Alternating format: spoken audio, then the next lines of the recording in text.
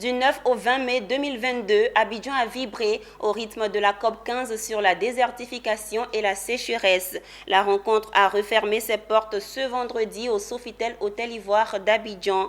Nous retrouvons sur place nos reporters Diane Cablancan et Richard Akeke pour le bilan. Et oui, Zénab, les lampions se sont éteints sur la conférence des partis de la lutte contre la désertification. Il faut dire, Zénab, qu'il y a urgence et comme on le dit en Côte d'Ivoire, l'heure est grave car le désert gagne de plus en plus le terrain. Durant plus de 10 jours, Abidjan était la capitale économique de la lutte contre la désertification et la sécheresse.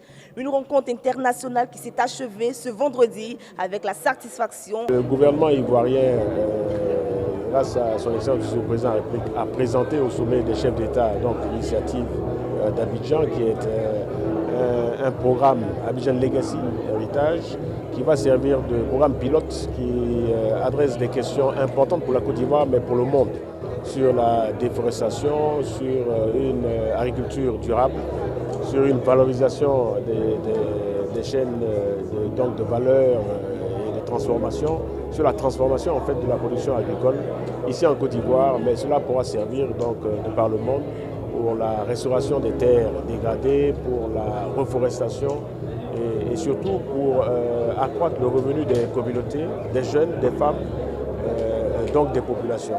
C'est que nous avons dans ce Legacy Programme, il y a 4 composantes qui ont été bien déclinées et bien spécifiées. Donc ces 4 composantes qui adressent toutes les questions relatives donc, à la dégradation des terres, à l'environnement, aux cultures, à l'agriculture, à la forestation, toutes ces composantes-là vont être déclinées.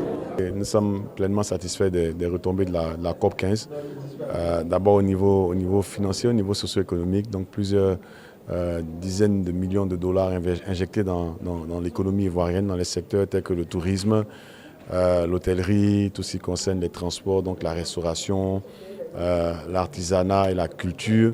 Donc tous ces secteurs-là qui avaient été impactés par la maladie à Covid-19 ont eu comme une sorte de bouée d'oxygène pour pouvoir rebondir, si vous voulez, dans le cadre de la COP 15. Donc il y a eu des effets économiques induits assez importants, donc une distribution des ressources financières dans le tissu économique de la Côte d'Ivoire. Donc nous sommes particulièrement satisfaits de cela. Maintenant, la deuxième satisfaction est plus au niveau politique. La Côte d'Ivoire a réussi son pari en hébergeant en tout cas sur son territoire plus de 7000 délégués au niveau des infrastructures, au niveau de tout ce qui était hôtel, tout ce qui était route, tout ce qui était transport, bus, bateau, bus. On a réussi à transporter tous ces gens-là.